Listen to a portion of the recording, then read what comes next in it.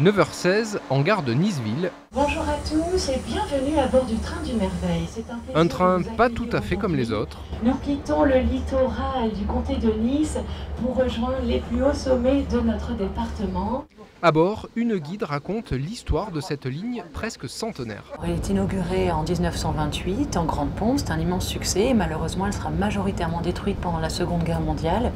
Et elle demande tellement de moyens humains et financiers qu'il faudra attendre 1979 pour célébrer sa seconde inauguration.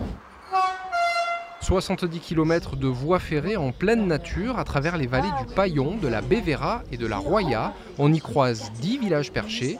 Il y aurait de quoi s'y perdre, alors chacun a sa méthode. Oui, j'ai fait la studieuse. C'est pour me rappeler de tout ce qu'elle a dit. Donc sans commentaire, on passe tout ça sans s'en rendre compte.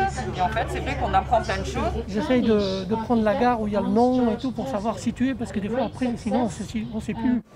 De Nice à Tende, 800 mètres de dénivelé sont à franchir.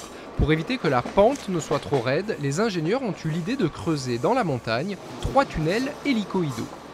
Donc un petit peu comme dans un parking, on va tourner en nous élevant de façon à gagner 90 mètres d'altitude en seulement 2 km.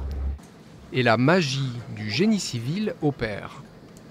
En contrebas à droite, un viaduc que nous venons d'emprunter. Donc rappelez-vous, avant d'entrer dans ce tunnel hélicoïdal de Bergues. De tunnels en viaduc, près de 100 ouvrages d'art défilent dans un décor vertigineux et sauvage. Nous arrivons à temps le terminus de notre train.